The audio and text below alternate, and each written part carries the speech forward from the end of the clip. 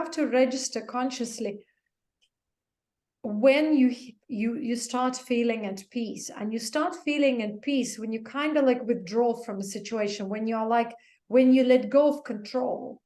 Because when you want to control, you are involved. When you say, okay, I surrender control, you don't even need to say, but you just feel, okay, and withdraw. So when you actually withdraw, you're instantly centered, you're instantly grounded and aligned.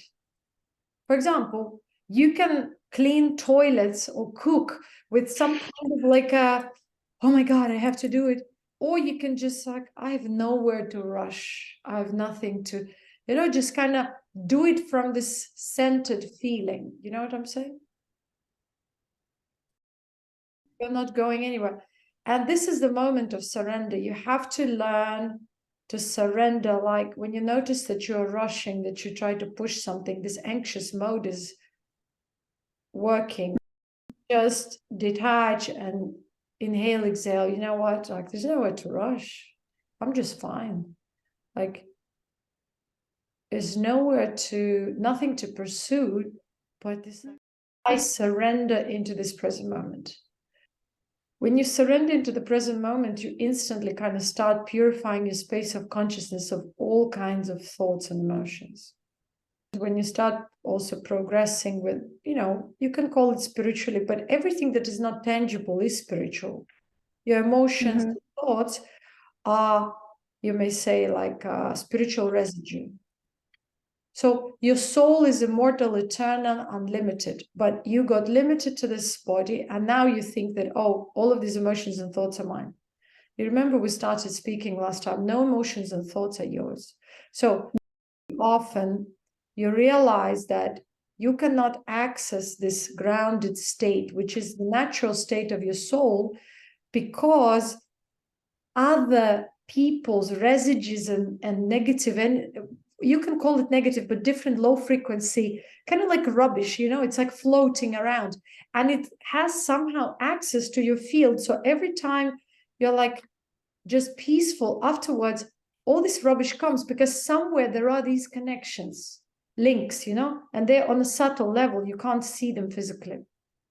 So important. You remember I asked you to do this like burning technique, like, so I release. So now you can start meditating where even when you walk or any time, any moment you feel like this tension in your solar plexus, or just overall anxiety, just say within, I release all the paternal, maternal, corrupt patterns of anxiety, corrupt patterns of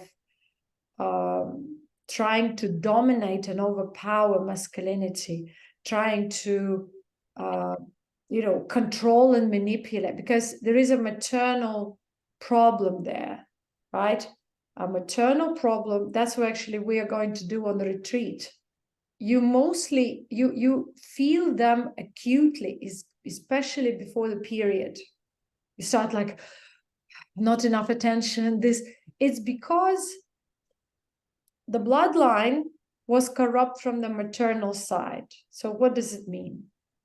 It means that the feminine side, which is receptive, has been kind of taking over the masculine. So when the feminine side is like, oh, I resort inside and I just enjoy, like I withdraw and let it be. I let men do, but instead, no, I don't let men do. I do. I control. I try to manipulate. I try to overpower. And this is the corruption and corrupt patterns that were passed on through the bloodline.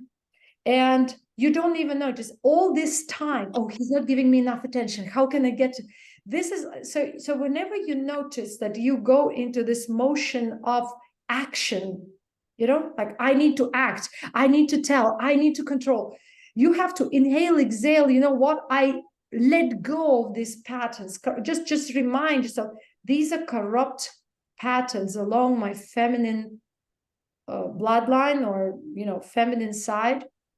And it's like I release the corrupt paternal patterns of passive men and of active women, because a woman's supposed to be receptive. What is receptive? Woman receives. So a woman has to have, what is feminine qualities? Patience, ability to receive, ability to just let go and be there in your queen, mentality, kind of like in your, royal being. Okay, well, when he's ready, he'll come. But no, we turn into this masculine, active, we kind of females, but we're active because it's not, we're not acting from the feminine, from the healthy feminine, because healthy feminine receives. Okay, he doesn't want me, I let him go. If he runs, I'm not going to chase. I am already content and happy with who I am now. That's healthy femininity, you see? Healthy masculinity is like, I have to prove, I have to act, I have to make sure she's secure, I want to protect. So when a woman switches into the mode of unhealthy femininity, which means she takes over or she allows the toxic masculinity, toxic because it is within the feminine. So she starts being a chaser, an active pursuer. She says, okay, I need to push him. Okay, he doesn't do what I want, I need to manipulate. So, but it's still action.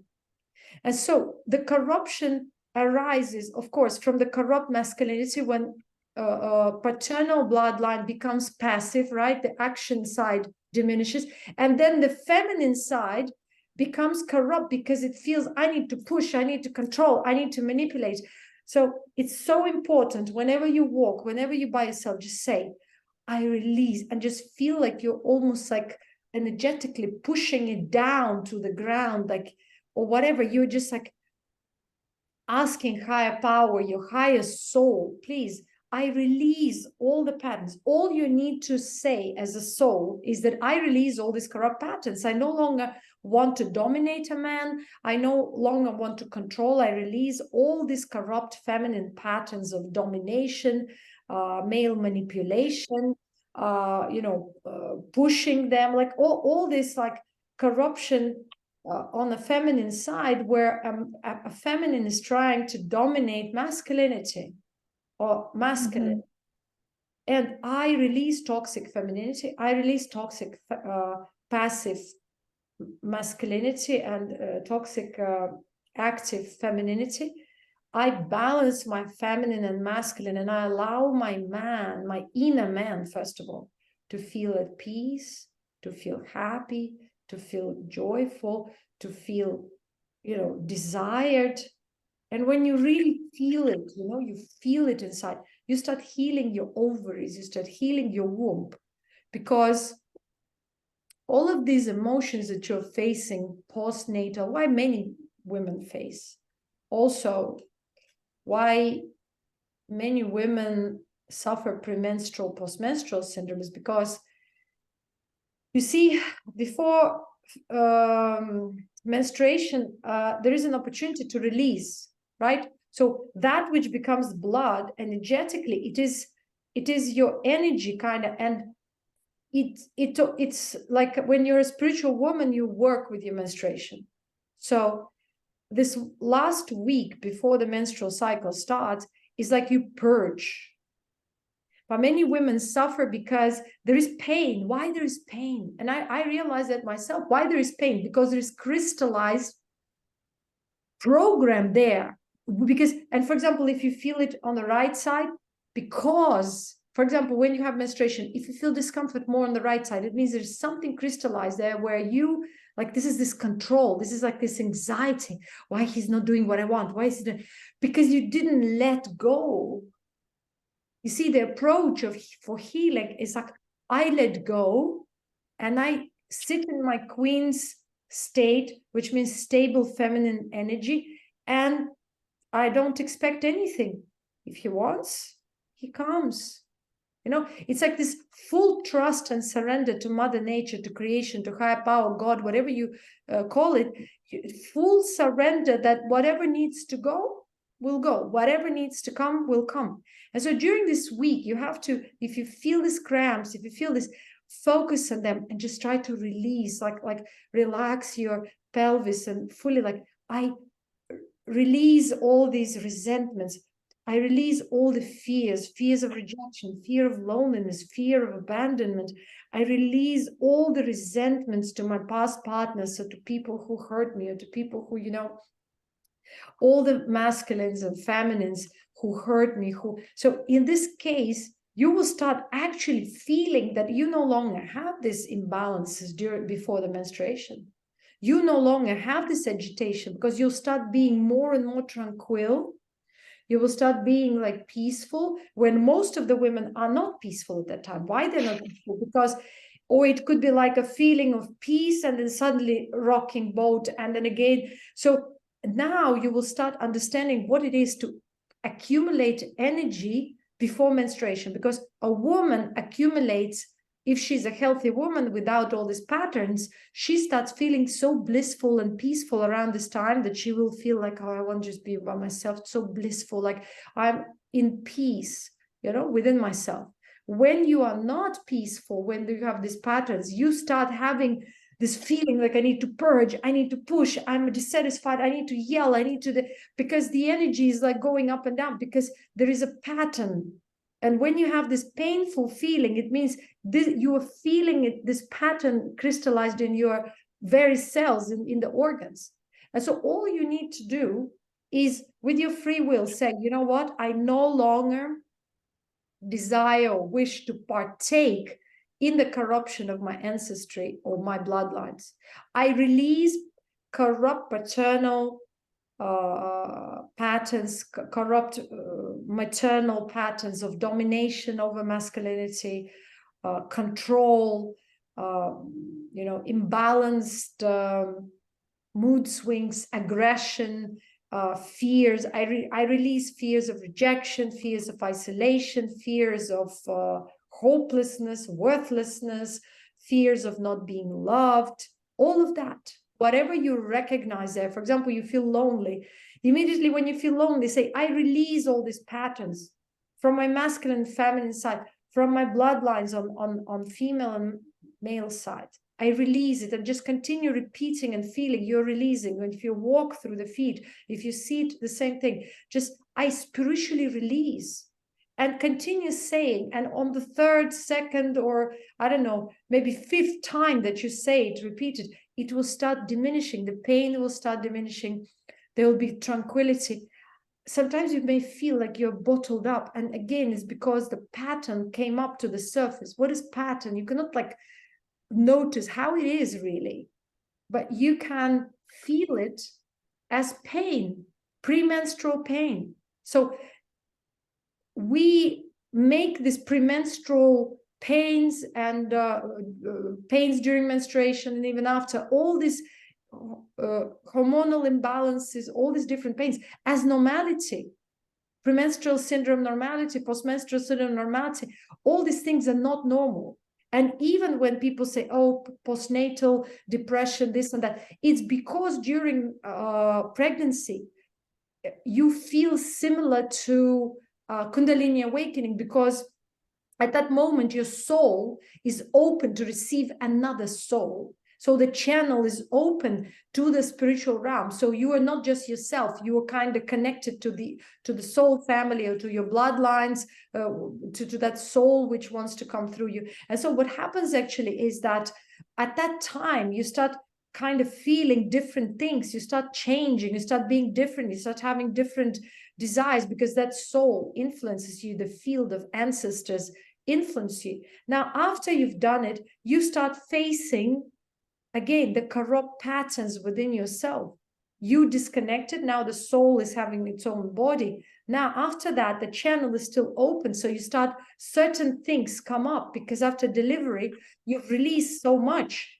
And now you want to purge. You're in the mode of purging. And so many women suffer afterwards, because this is the time when they are actually ready to purge, but because there are no teachers around them, there are no people or other women who have gone through the process, they cannot be guided or know this. So they think, oh, it's normal to be depressed. It's not. This depression, isolation, feeling of not being loved, these are childhood traumas which come up, or soul traumas that come up to the surface and need to be addressed, because it's the best time to actually work on yourself. And many women don't understand that. The same happens with our menstrual cycle. It's given to us to purge, soul corrupt patterns, soul traps, different kind of distortions that the soul accumulated through the downward cycle. And so when we realize that, we can understand that all these pains, they're crystallized corrupt patterns. And so when you start just saying willfully, and it's so easy, that I release, I stop partaking in it, because you consciously realize this is my pattern. If you feel isolated, if you suddenly feel during that last week before the menstrual cycle that I don't feel loved, I don't get enough attention, I'm not, all of these could be even your through the maternal line, the corruption through the maternal line. If you start recognizing that, oh, your maternal lineage was dominating your paternal lineage, there was corruption on the masculine side, the masculine is too weak and the feminine is too dominating, it means that there is imbalance of masculine, feminine energies within within males or females who come through this line. So when you start doing this work, you actually start affecting not only your own personal field, but also the field of the bloodline. Because we think, oh, it must be so difficult to release this. No, you just have to willfully, consciously realize, okay, this is the pattern that we have within the bloodline. And you, because you have the genetic material from this bloodline, meaning the body, it is in your cells, it is in your DNA. So you carry it. So before the menstruation, you'll start feeling agitated, anxious, because something is imbalanced. So, and during this time, when your body, your soul wants to purge it through the body, and it purges it through the blood, but it also purges it on the spiritual level, if you can recognize it. So if you start releasing spiritually, or first of all, becoming aware, okay, now before this time, I become anxious, I become restless, I want to dominate, I want to push, so instead of going into the natural feminine energy of tranquility and concealment, you become more active, restless, you can't sleep, you have hot flashes. This tells you, or should tell any woman, even if she doesn't or no longer has menstruation, like menopausal, right, or premenopausal, it should tell at any point of her life, that it should tell any woman that she is not grounded in her natural femininity, and there is a corrupt pattern in her body which is crystallized and is constantly yelling every menstrual cycle, or while she's going into menopause.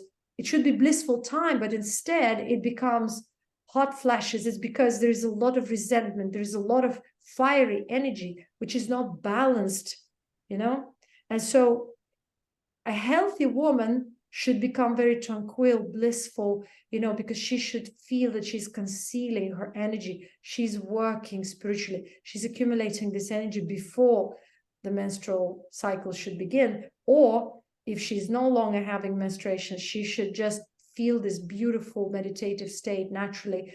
She should be in her natural being. Instead, she becomes agitated, she continuously has these chills, pains, this, that. It's because her body, her mind signals that you have imbalanced circulation of energy. Your right side and left side are not balanced in the body. Your feminine, masculine energies, which is hot and cold, whatever the opposites, right? The tranquil side, the receptive side, and the active are not balanced. So when you need to be tranquil, you become active. When you need to be active, you become passive or submissive. So it's imbalance. And once you just simply start saying, I release, I recognize these patterns, I no longer wish to partake in this, behavior. I inhale, exhale, and release resentments. mostly we as women, we accumulate a lot of resentment and we don't recognize it.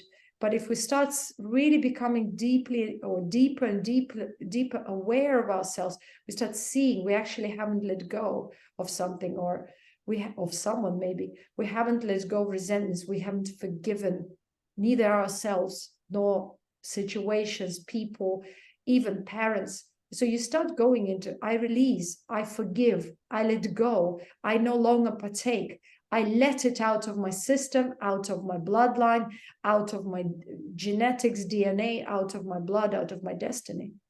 And so you continuously reaffirm this and let go, reaffirm and let go, reaffirm and let go. And your energy field starts clearing. In addition to that, you start recognizing that a lot of thoughts and emotions are not actually yours. You realize that they are from your grandmothers, from your mothers, or from, their ancestry. And you start reaffirming that you no longer give permission to anyone's shadow or anyone's shadows or negative emotions or any kind of low frequency vibrations, which are fear and anger, resentment, to come into your field. This way you keep your fields pure, because you consciously recognize once thoughts start coming in, the tranquil space, this equanimous space, start going into, sort of different vibrational level, which is lower. And first, before you have this premenstrual syndrome, as you call it physically, let's say before you start having pains and all, you start being agitated, restless, anxious. So you start having all these thoughts suddenly. You start picking on other people's negative emotions. You start complaining. You don't like suddenly how your men behave, or how your children behave, or how your co-workers behave, and you start reacting. So, and if you kind of become more conscious, you start seeing the pattern. No, this is the same way my grandma reacted to my mom, or my mom reacted to my grandma, or to my father, so you start recognizing that your agitation, that resentment, is actually maybe not yours. It's the pattern that you acquired, which got crystallized through the womb, through your mom's, while being in her womb, while being pregnant, while she was pregnant, and also while she was interacting with you while you were baby. You were connected energetically and maybe still connected somehow. And so you start recognizing that even later on, she was behaving that way. She was lashing at your dad, etc. So you start becoming aware and kind of separating your identity from that of your mom's, because you realize, oh, there's this anger pattern is exactly how my mom used to react, or how she's still reacting, or this is the way my grandmother used to react, and I absorbed it. So you start actually disconnecting your self-awareness of being from all these foreign energies, recognizing them as foreign, as corrupt patterns. And you just say, I release them. And you start feeling that you're letting go, your pelvis start relaxing, and you return to the center. You become more aligned because your focus now is internalized. When your focus internalizes, you kind of like let go, and immediately your lower abdominal relaxes, your anus relaxes, your facial muscles relax, and everything relaxes. And then you start realizing that this is my natural being, when I'm equanimous, when I'm at peace. And so you start seeing that before you get into the mode of pain, you first have these suggestions. You start being restless, resentful, imbalanced in general towards others or situations. You see, you become you start reacting more acutely than before. And this is how you know that the pattern shows up, and you start recognizing it. And you start at that moment saying, I let go of resentment. I let go of fear of rejection, of fear of isolation, of fear of worthlessness, of fear of feeling hopeless. I let go of feeling of rejection. I let go of past traumatic feelings with male, with females. And men can work the same way.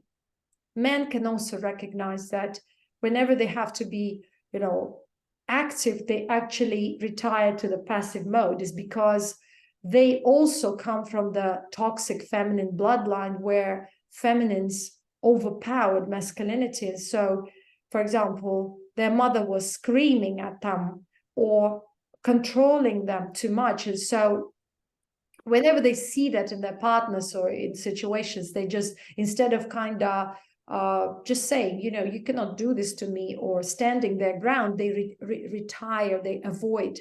That's why we see so many men which are avoidant, try to escape because they cannot handle their toxic femininity, but yet they don't address it because they're not taught to address, or be mature spiritually to address it. So and when you realize it, you start healing your inner male and inner female by saying that I release the toxic masculinity. What is toxic masculinity? Is this submissive, feminine type of masculinity, and the one that cannot stand stand its ground, or the one that cannot offer active protection or constructive action to their, in their lives or to their females. And toxic femininity is the one that tries to manipulate, to get their desires or wishes met by manipulating, by using black magic, by using persuasion and all these, manipulative tactics, using, I don't know, some kind of control tactics, trying to control, trying to threaten, trying to push, trying to take action when they actually need to resort to non-action and be more in their receptive, natural feminine state.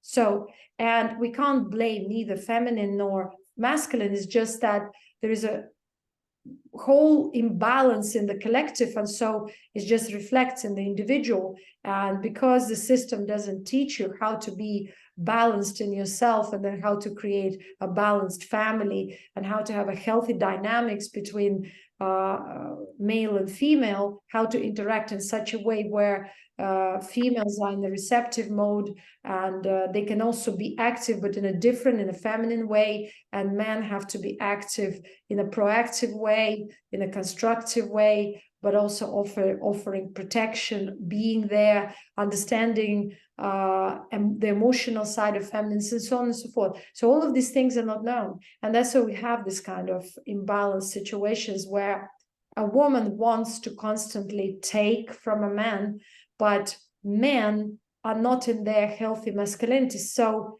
they are kind of a little bit greedy, a little bit stingy with emotions, a little bit self-preserving, and they are not in their healthy masculinity, which is generosity, which is giving, showering, offering, because they know that the corrupt femininity can take advantage of that. And what the corrupt femininity does, it tries to manipulate to get as much as it can without also reciprocating and giving them otherwise that which healthy masculinity would need, because healthy masculinity has needs and healthy femininity has needs. So healthy femininity needs to be poured into, showered, but is not demanding, controlling, and manipulative. Healthy masculinity is naturally generous, giving, showering, and requires peace, requires blessing of that feminine, requires deep intimacy also, and connection, as much as feminine requires intimacy.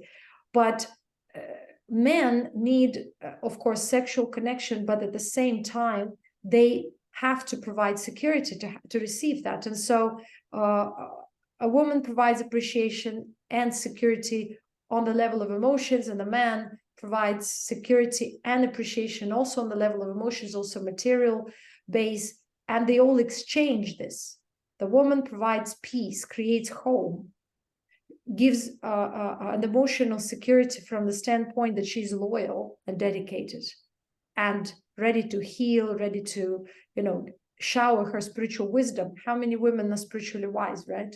There's a question.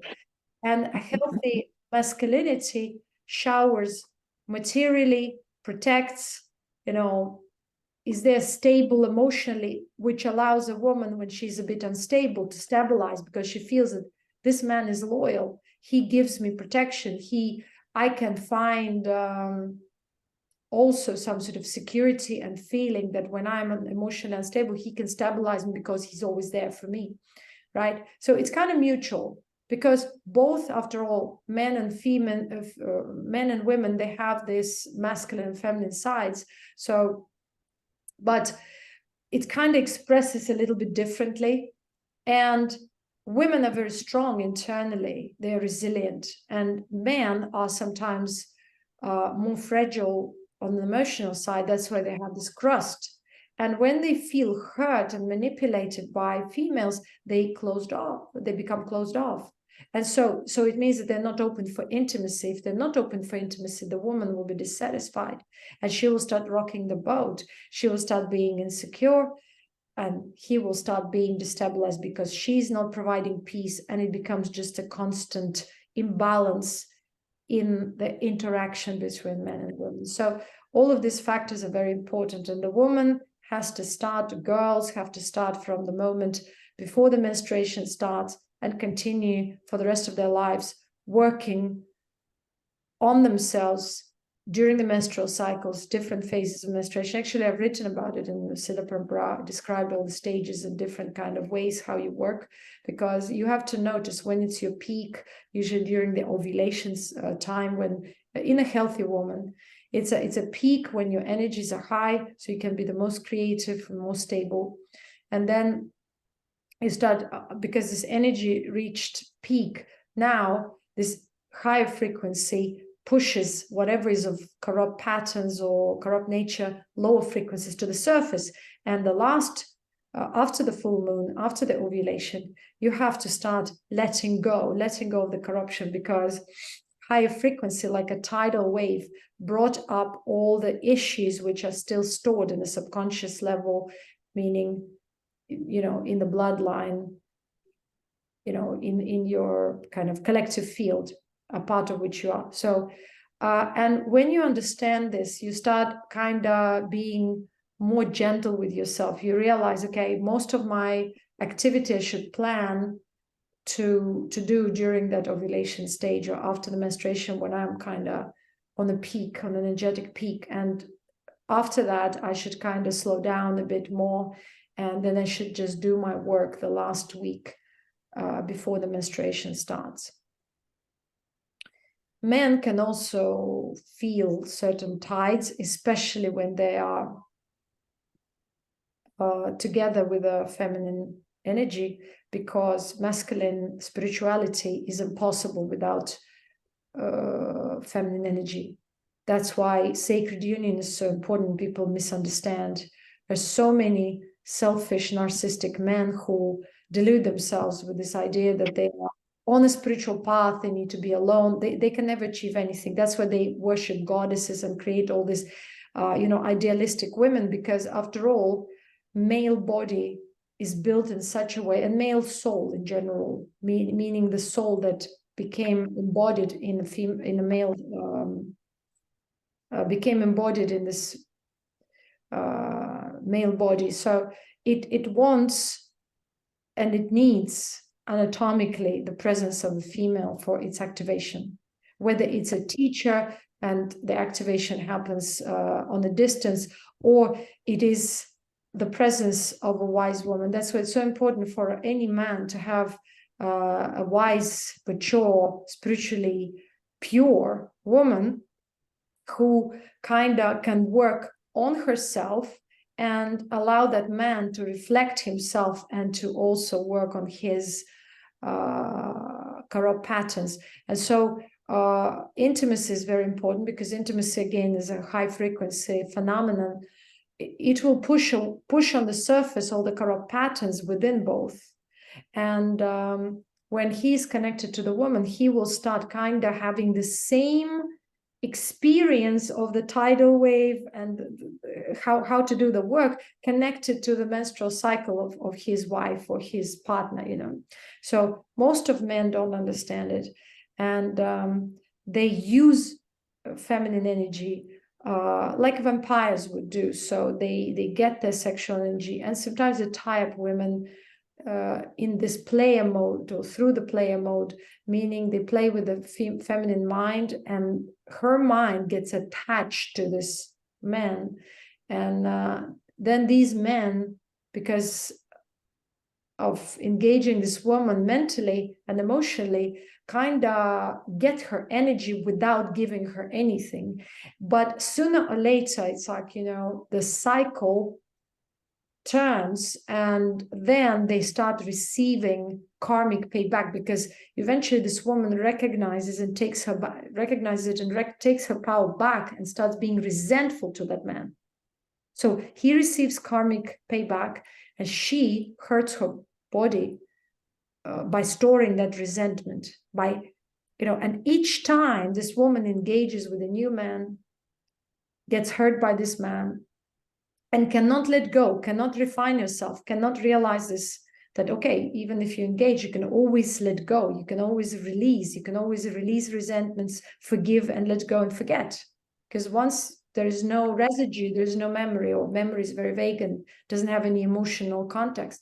So if women don't do this work, they, by the end of their lives, especially by the time they're menopausal, they start having all different kinds of aches, pains that they can't explain. They become emotional wrecks, emotional imbalance, because all these relationships are still alive in the space of consciousness, because they didn't disconnect spiritually. They created soul ties, emotional ties, mental ties, etc. And their body stored the resentment, the feeling of failure, the feeling of fears of rejection, the feeling of, you know, lack of intimacy, or feeling of lack of worth, or being worthless, hopeless in their personal life.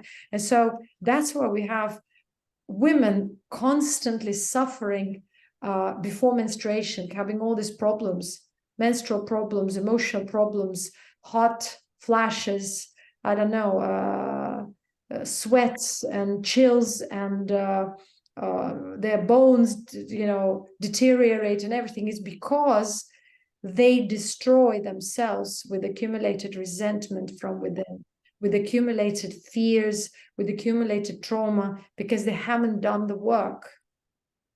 And it's never late to start it, you know, but by the time when the body is already aching and falling apart, it's kind of difficult, but it's still possible, you know. So that's why we have to go into relationships very carefully, whom we connect to, even mentally. Friends, we choose friendship circle, relationships, anybody we connect to, we kind of allow into our space of consciousness. When you're on a spiritual path, you have to be very selective who you allow into your space of consciousness, meaning even the thoughts about these people. Every time you think of someone, you kind of knock on their door or try to connect, or if they think of you, and if your field is not that strong, you will start feeling what they're feeling. And especially when people haven't dissolved all these internal ties and connections energetically, they might remember people from 20 years back, or they might be influenced by the energies and whatever is going on with those people, even at present, even if they are, I don't know, thousands of kilometers away from these people. Spiritually speaking, there is no distance. Energetically speaking, there is no distance. It's like you receive transmission. It doesn't matter where you are, you receive it instantly. It's like internet. So when we realize that, we start being very cautious with selecting partners, selecting people around us, and just kind of realize how important it is for our soul to be in that pure state, meaning that our conscious field is not polluted by other people's shadows, energies, whatever you call it. And all of these energies are called parasitic, vampiric, because after all, they are after your energy. And so when we speak in terms of feminine energy preservation, youth preservation, rejuvenation preservation, it's all about being able to conceal your field. And the only way you conceal your energy and field is by turning within and being grounded. When you're grounded, your pelvis, you feel warmth, you feel bliss, you feel this sort of tranquility and, you know, feeling of just like everything is fine, everything is right. So that is when you feel aligned and grounded into your feminine energy. And at that time, you vibrate what? Higher frequency of love, abundance, happiness, without even doing anything. And when you recognize the value of that kind of being, your presence, your field changes, because you learn to ground yourself and kind of settle yourself, if I may say so, into that field. So every time you realize that something is disturbing you, you affirm, I release all these patterns, I release, you repeat as long as you need, until you feel finally, oh, I start yawning, I start burping, I start actually truly releasing it in whichever way, spitting even, or feeling like my body wants to stretch. And you feel that the pattern that is there is actually crystallized or is somehow affecting the body. So when the body starts moving, stretching, that's why what happens when people awaken, the Kundalini awakening, they start, having kriyas, because it's the body starts purging these crystallized patterns, the crystallized pains, by, oh, I need to move, I need to yawn, to inhale, exhale, to, I don't know, go into whatever mode, so that my nervous system purges all these crystallized patterns, or my body just releases from my organs, from my glands, from my cells, all that which has been crystallized. And usually what happens, you start yawning, you start burping, you start farting, you start feeling that actually release on the physical level. Even you start crying, because resentment eventually releases through the transformation of resentment into tears or spit. Negative energy is crystallized in the form of phlegm in the body, and that's why there is a phenomenon of pollution of glands. So what happens is, like, we say glands are crystals, but it's not real crystallization. It's more like they're more kind of inflamed, and so they have sort of like a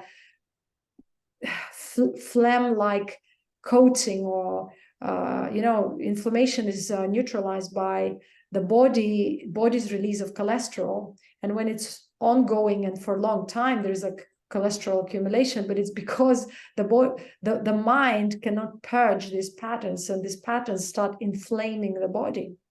So, and then it becomes traumas and the tumors and all this kind of stuff. But when you start purging, first the body inflames, it releases too much heat to purge. So when your body heats up, when you start feeling pressure, and then when you release this pressure, you actually cry it out, you spit it out, you yawn. So it's like you release it through air, or the air pathways, and also through the water, through the release of phlegm. So that's why people call it like that they go through the fire when they go through spiritual awakening and refinement, because actually this increased fire is the fire of illumination. It's like your soul awakens to see all these crystallized patterns, and on the physical body it feels like all your glands kind of like activate, but it also feels a bit like an inflammation, because the entire body is like heated up and it tries to purge. And in a female body, it feels like you're kind of like pregnant or premenstrual all the time. So you start also recognizing that you start purging more before the menstruation. But actually, once you activate, the purging can be even all the time, for at least some time, for the first year or several years especially. Or it can even last up to 12 years, 24 years, etc. It depends on the soul purpose, what your soul came here to experience. And if you have an intense spiritual purpose of refinement and transformation, it can be hard.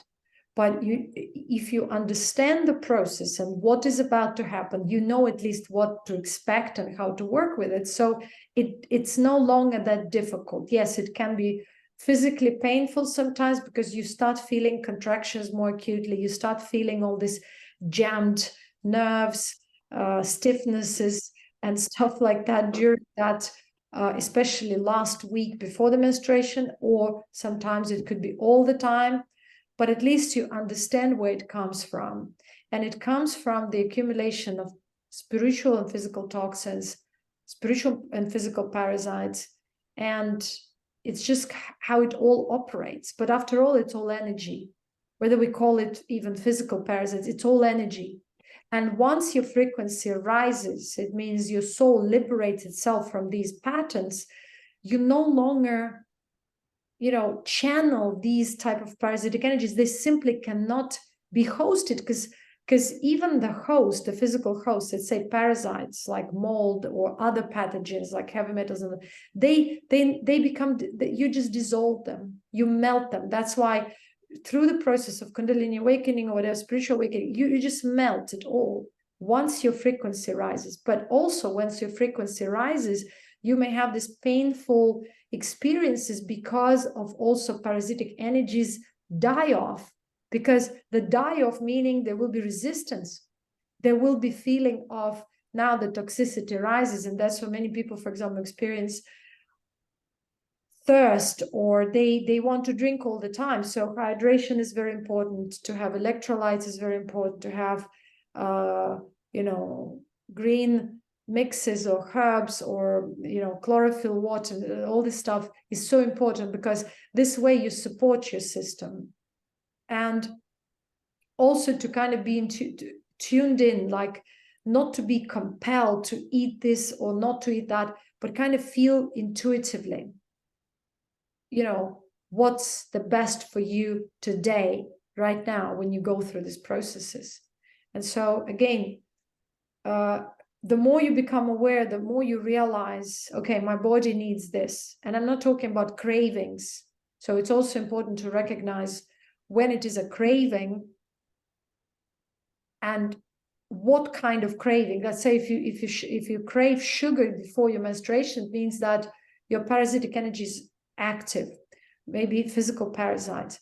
And because usually your menstruation coincides with moon cycle, you tend to crave sugar or something else during these phases of parasitic procreation.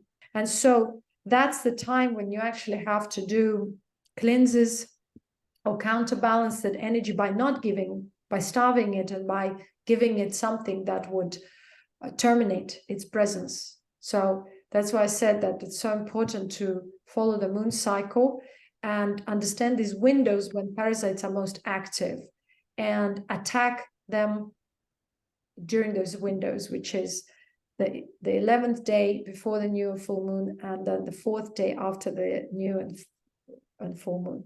So these are the most active windows, and usually parasites are so tuned in that even if your menstruation cycle does not coincide with the full moon or new moon, you will know, because the activation of parasites will coincide with the moon cycle, and you will know because you have cravings, or if you take remedies, you will start having die-offs and retaliation, headaches, or some kind of other symptoms, like, which will show you that there is definitely a presence of physical, let's say, parasites.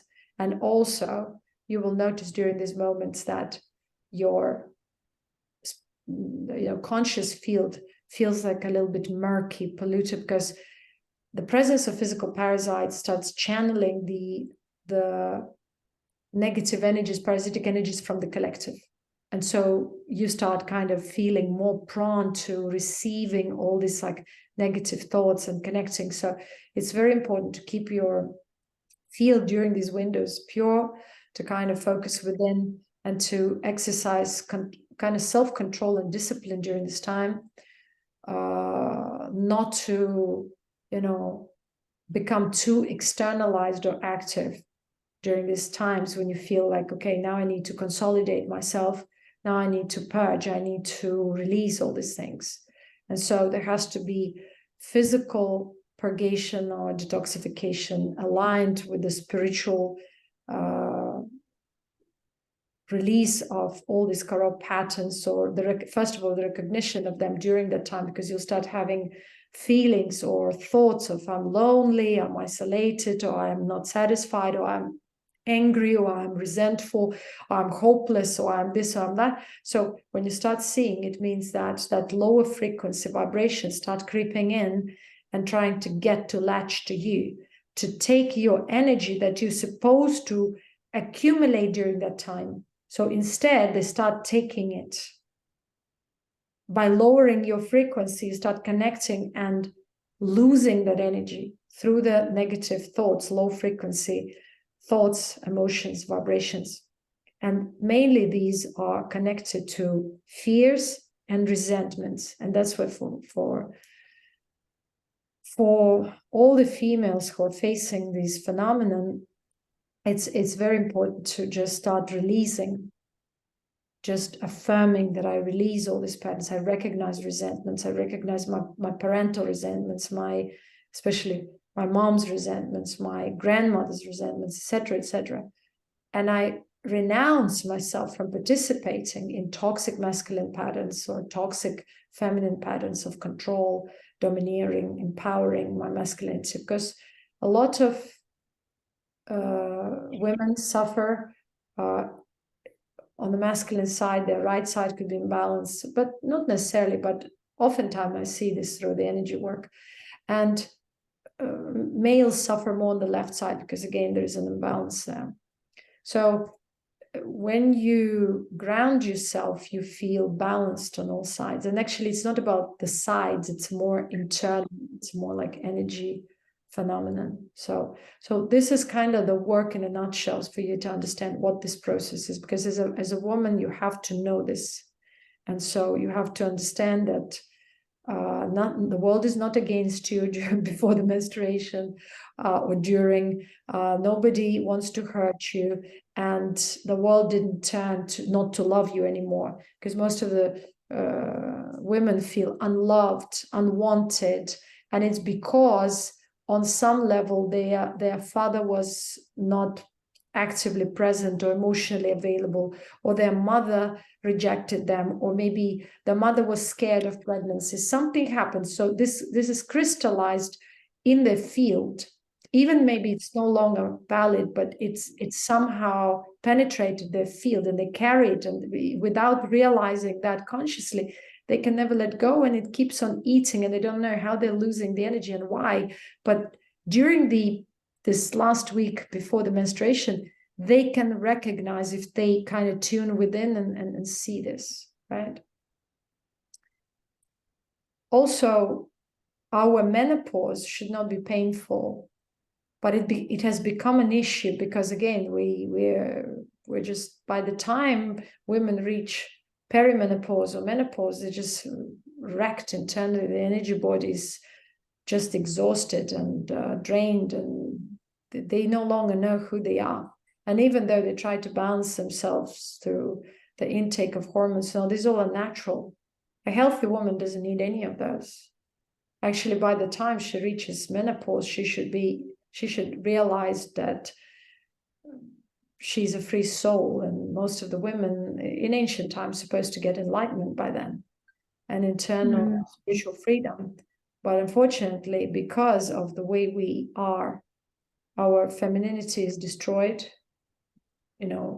by trying to dominate masculinity. Our masculinity is destroyed and, reduced to nothing. And so people age, people suffer pains after middle age or even earlier nowadays, because they don't understand what energy preservation is, what self-preservation is.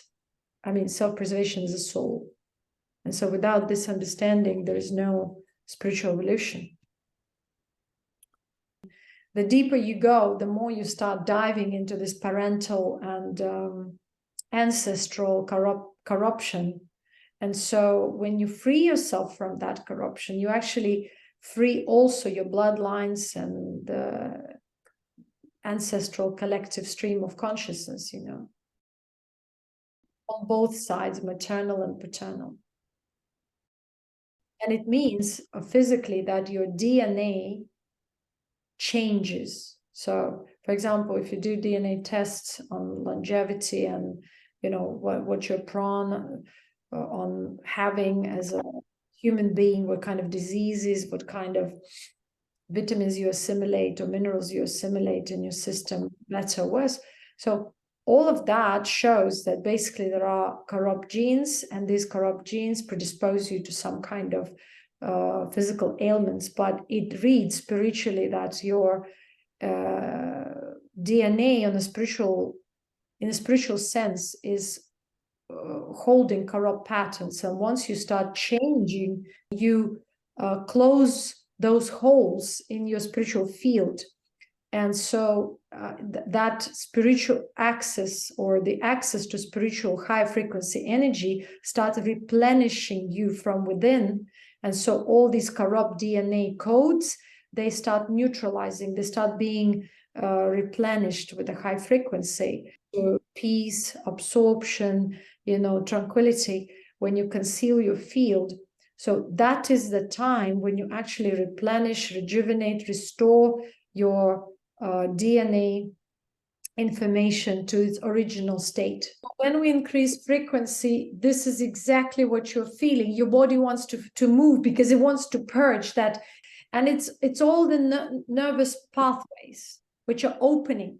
And so when people have awakening, they have all these spontaneous kriyas, when their neck is moving, when their hands are moving, they're releasing something, having all these mudras, and movement is because, or like yawning now, like you're having, or, you know, burping, is because when you increase frequency, or you're exposed to the higher frequency, you kind of exposed to the process of purgation, whether you want it or not. It's like a sign for the body that now I have an opportunity to purge the low frequency information.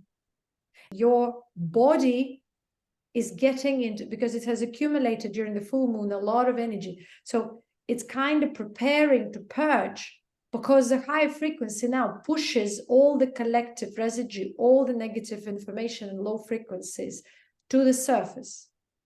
And that's why you become restless, agitated, start feeling pain, because body, mind, consciousness is trying to show you that you've got corrupt patterns. Pain is the indication of corruption within. It's an indication of loss of energy. Through this pattern, you lose the energy to the collective. That's what it means. And yes, when we do energy healing, the body will start purging it. It's the same processes. We can call it exorcism, we can call it energy healing, we can call it energy balancing, we can call it Kriya meditation, whatever it is. You know, when you just, it's very simple. When you're exposed to high frequency being within a human form or beyond human existence, or you just access your own higher frequency of the soul, you will start having all these symptoms of purgation. Movements, yawning, burping, twitching, you know, getting into different postures which release certain jammed you know, places like organs or nerve ending somewhere there, or glands. The body will just simply move, or purge, release airs, because energy body is balanced or gets balanced by purging sort of, I don't know how to say, airs, because the airs in the body becomes actually blocks, because energy should circulate within the energy body or within the physical body in an unobstructed way. But when there is a negative or jammed sort of a pattern within the consciousness, it materializes on the physical level, energetic level, as obstructed channels, like air is stored in places where it shouldn't be. And so that's why the body is moving to release this air from the joints, from the muscles, from nerves, from, you know, cells, wherever this air, it's air / energy, I don't know how to call it even, like, you know, in Sanskrit it's called maybe prana or chi. It's kind of energy / air which is stored by the body in a wrong place, you may say. And because it's stored there, the energy circulation is obstructed. So when you're exposed to the high frequency from within or without, you know, the higher frequency is of a higher, you know, kind of like fiery, but it's a different type of fire. It's like a radiation of higher potency. It pushes the air out. And there is a phenomenon of exorcism, or we can call it spiritual purgation, or kriyas start happening if you wish. So all of these things are one and the same thing. Is basically removing, pushing these crystallized patterns, which means air is stored in a wrong way, or there is phlegm. And you will start spitting, you will start burping, you will start yawning, you will start farting, you will start moving, you will start wanting to stretch, you will start, you know, your tongue might be out or something like this. I had just green drink, so chlorophyll. So, and you will want to open up. It's like the whole system wants to, you know, release. And when you feel that people are extremely traumatized, and let's say you watched maybe exorcism on TV, or maybe some people have this access to like live shows, you see that there are crazy movements, is because there's so much trauma stored that if this being is, or this being is possessed by different foreign energies, because their will was violated and their energy field is completely under control of some other energetic entities or clusters of consciousness, you know, from the collective. So this person is just, it's not conscious, it's just under control. We call them mentally imbalanced. And so they start moving vigorously on the floor, yelling, screaming. So it can also be vocalized, you know, because there's a release on the level of this throat area, heart. This person's heart was, you know, completely under someone's control, because maybe they were betrayed, sexually assaulted as children, maybe sacrificed to entities to be possessed. And so this is a very serious thing, but it will be one and the same thing. Once they're exposed to higher frequency, higher than they are presently, they will be going through these frequencies, but it doesn't guarantee again that their soul will be liberated from the possession, because high frequency can move away. But if the soul ties are still there, if their soul is tied to something, it will be only temporary.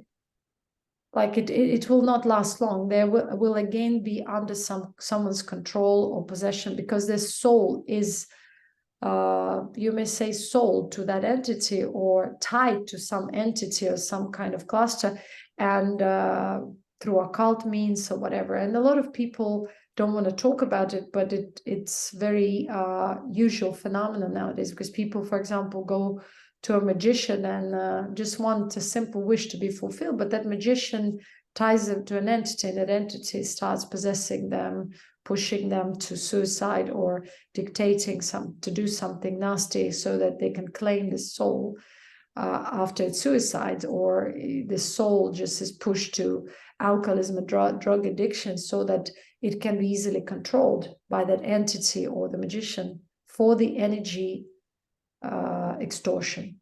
So this is just but a normal phenomenon. So basically, we have to realize that we are souls, and we need to regain control. And by regaining control, I mean that we become fully aware of our being, and we become fully aware of what holds us in the soul trap here on earth. This is beliefs, ideas, patterns. So corrupt pattern doesn't mean only emotional pattern. It's mostly beliefs. It's mostly this idea that I have to do this or I have to do that, or our life is about this. Religious beliefs, different kinds of other beliefs. Spirituality means I recognize that my soul is free and eternal no matter what. And I'm here on earth to just let go of all the corrupt patterns and soul traps that I've created for myself.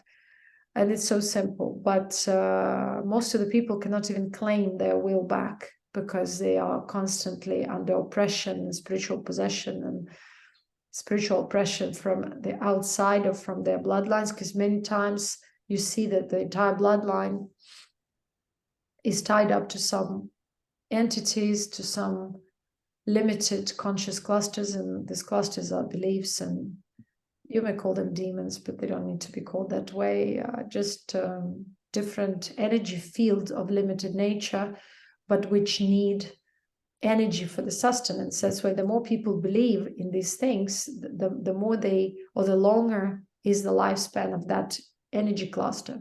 Because if people stop believing, this just dissipates. Because belief means energy. I supply my energy consciously to that belief. So when people understand how simple this all is, they just free themselves, even on a mental level.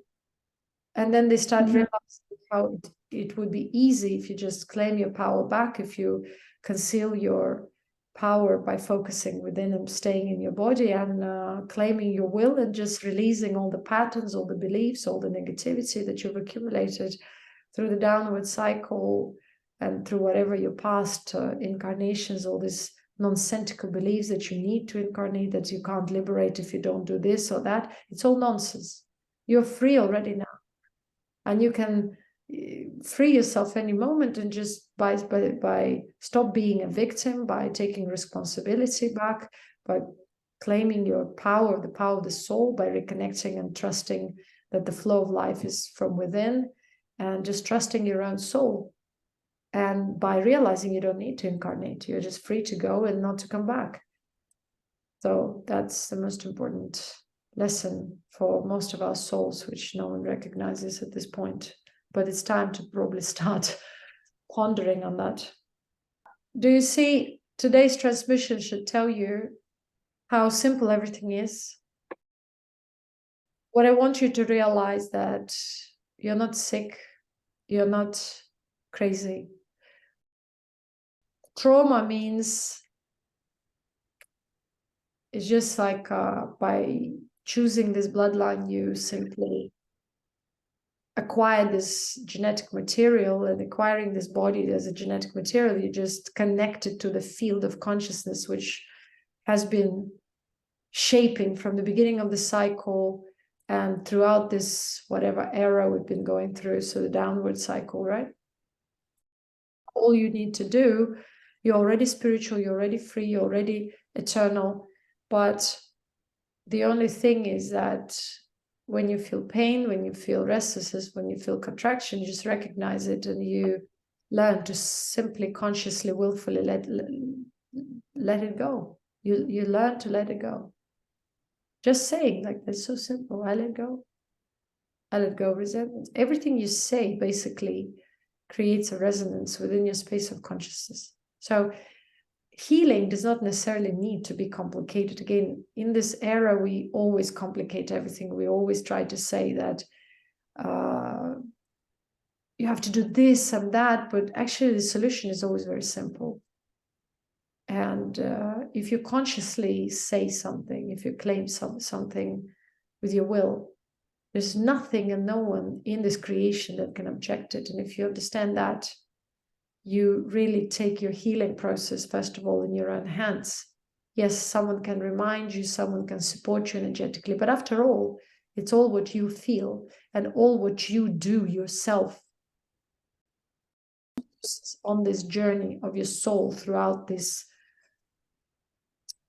spiritual dimension of creation, even though it seems to be very physical, very gross, kind of like very, very physical, very painful. but it's still spiritual. And when you see that this is so limited, and this is only like a 10%, not even 10% of your existence as a being, as a soul, and you're free on all levels, you kind of start paying less attention at the physical nonsense of the man-made reality, and you start the journey of self-liberation, because you recognize that most of the things that we experience here are just fragments or fragmented reality. And even though it feels real because of pains and acute feelings, but it's still an illusion, because if you awaken to your real self, which is your soul, multidimensional level or levels, you realize that this is such a fragment, that you also exist during the dream and beyond. And you have never been bound, but only by your own beliefs and by your own creations, sort of like self-punishment programs, all these traps that we create for ourselves, that we need someone to liberate us, we need to believe in something, we divide reality into hell and heaven, we need to believe in some kind of teachers and prophets and all to be free. We're already free now, anyone. But because our soul has burdened itself with all these traps, with all these nonsensical ideas, man-made reality, we feel constantly constricted, like basically strangulated, and feel bound and enslaved by our own patterns, by our own beliefs, by our own, patterns even of behavior. And until we balance ourselves, we cannot recognize the vastness of our soul. We cannot recognize the spiritual value of who we are every moment. You're already free. You can say, I just release all the trauma now, and you're released. But you see, I can say it from the standpoint of my conscious awareness of myself. I can say, okay, I say that it is. But as long as we doubt ourselves, as long as we still are fluctuated from within, our saying does not have that much power until it does.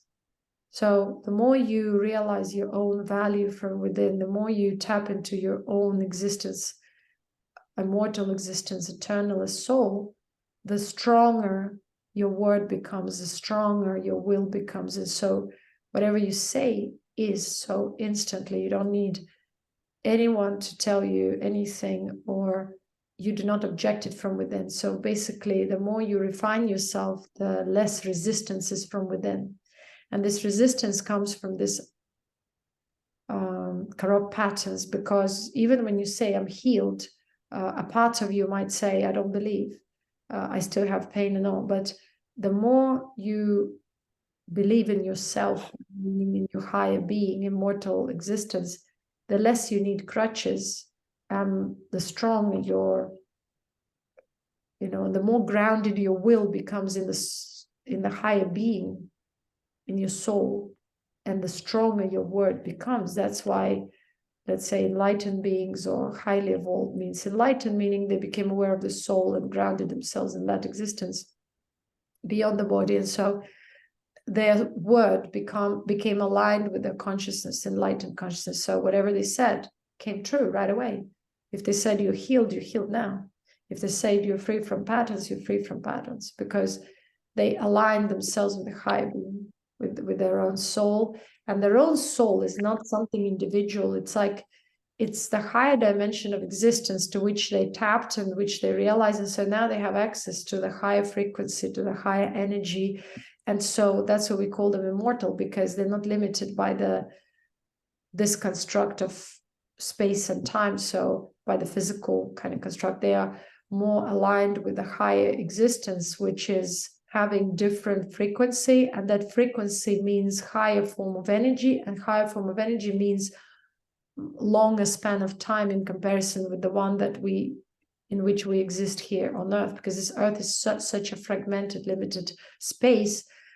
but we can't sometimes even deal with this limited space. Our consciousness is just so vast, so unlimited, so eternal in comparison with our current existence. As this existence could be called, this is like a momentum, is a glimpse of time, and yet we feel it so acutely. This existence means we have dived in the matter, in the kind of lower frequency of creation to such a degree, it's an extreme, that it feels so acute, it feels so extreme. But once we reconnect with a higher frequency of self, with other dimensions of self, we start neutralizing this acuteness and realize how great we are. Not great in that selfish way, but in a more like a spiritual sense, that how unlimited we are, how, blissful our existence is on high levels. And if we align those high levels with the physical level, the physical existence becomes less painful, more blissful, with higher, levels of energy, and thus longevity, and you have more time to whatever, fulfill your purpose, whether it's a purpose of learning or teaching, or learning and teaching, or creation of something, etc., etc. You see?